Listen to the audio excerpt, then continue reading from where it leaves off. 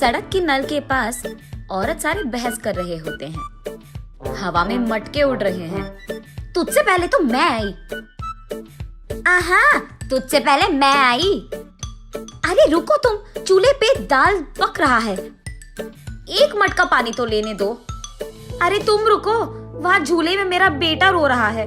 अरे निकलो, तुम्हारी कहानियाँ। चूल्हे पे दाल पक रहा है तो मैं क्या करूँ, और झूले में बच्चा रो रहा है तो मैं क्या करूँ। ऐसे उन दोनों औरतों को बगल में धकेलकर तीसरी औरत नल के पास आकर उसका मटका भर देती है। इतने में वही बगल में आमने सामने घरों में रहने वाले मंदाकिनी और मंगतायरू उनके अपने अपने मटके लेकर वहाँ आते हैं। एक दूसरे को देखते ही वो दोनों गुस्से से लाल हो जाते हैं।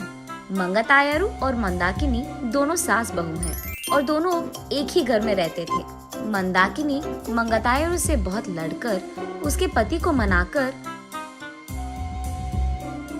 अपनी सास के घर से बाहर आ जाती है। दोनों का अतीत उनके सामने आता है।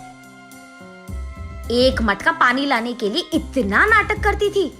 जब भी कुछ काम बोलूं, यहाँ दुख रहा है, वहाँ दुख रहा है कहती थी। और अब देखो, मेम साहब सुबह ही उठकर मटका में पानी भरने नल के पास आ रही है। सुबह उठते ही सारे पकवान को भैंस की तरह खाती रहती है, चीजों को यहाँ से वहाँ तक नहीं लगाती है। लेकिन अब देखो, भैंस चल के आ रही है मटके पानी के लिए। ऐसे एक दूसरे को कोसते हुए वो दोनों नल के पास आते हैं। सबसे पहले मंगतायरू पानी के लिए उसकी मटका नल के नीचे लगाती है। लो, आ गई भैंस। आते ही अपना मटका लगा दिया इसने नल के नीचे, जैसे इसका बाप का जागिर हो। ऐसे उसका मजाक उड़ाकर मंगतायरू की मटके को एक जोर का झटका देती है। बस मटका ऊपर उड़कर नीचे गिरता है। बाप रे, कितनी घमंडी है ये। मेरे ही बेटे के पैसे खाते हुए मुझे भैंस कह रही है, और ऊपर से मेरे ही लटके को लात मारा तुमने।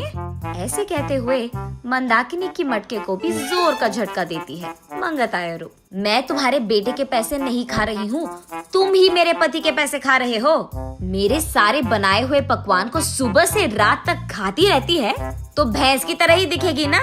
भैंस कहीं की मेरे ही मटके को लात मारती है। कितनी घमंडी है तू।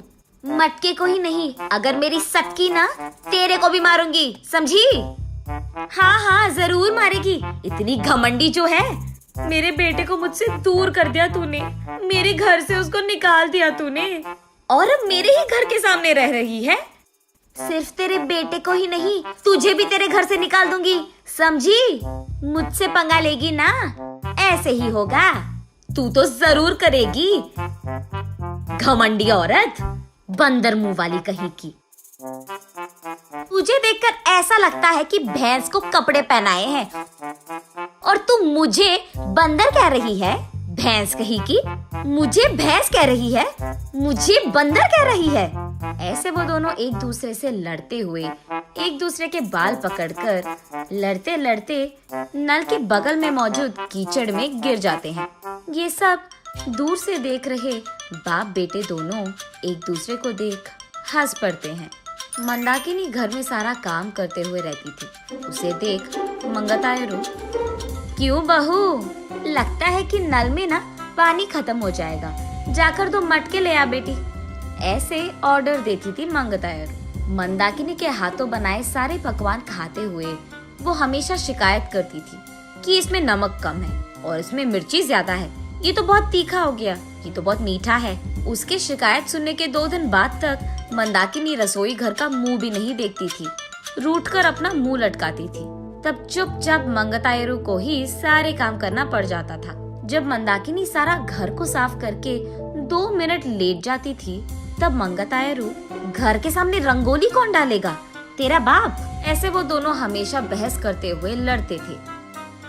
संदीप ऑफिस से लौटते ही एक तरफ मंगतायरू और दूसरी तरफ मंदाकिनी, दोनों उसको शिकायतें खूब सुनाते थे। ना अपने बीवी को बोलता था और ना ही अपनी माँ से कह पाता। अपने आप में बहुत निराश हो जाता था संदीप। बहुत दिन देखने के बाद अब उसके पास ताकत नहीं था। वो एक दिन अपने पिता के पास जाकर ऐसे कहता है, पापा, मैं घर से अलग होने की सोच रहा हूँ। आपकी बहू भी मुझे हर रोज इसी बात के बारे में सताती रहती है। हाँ तो तुम सच में अलग हो जाओगे बेटा? तुम्हें क्या लगता है अलग रहने से इन दोनों में ममता जाग उठेगी? ममता और प्यार भले ही बाहर ना आए, लेकिन इन दोनों को इतना तो समझ आएगा कि एक दूसरे के बिना अपने अपने घरों में अकेले रहते हुए सारे काम अकेले करते हुए कितना मुश्किल है। अब दोनों को समझ में आना है ना पापा कि अलग रहना कितना मुश्किल है। ऐसे कहता है। हाँ ठीक है, तुम्हारी मर्जी, लेकिन अभी के अभी कहाँ जाओगे बेटा? मैं कहाँ जाऊँगा, हमारे घर के एकदम सामने जो घर है उसमें किराए पे रहूंगा। ऐसे बाप बेटे दोनों ऐसी योजना बनाते हैं जिनसे सास बहू अनजान है। इन दोनों को सबक सिखाना तो छोड़ो, एकदम पागलों की तरह लड़ रहे हैं ये दोनों। ऐसे कीचड़ में गिरे सास बहू को देख उनके चारों ओर मौजूद सारे गांव वाले जोर जोर से हंसते रहते हैं। अब इन दोनों इसके बाद क्या करेंगे ये हम अगली वीडियो में जानेंगे।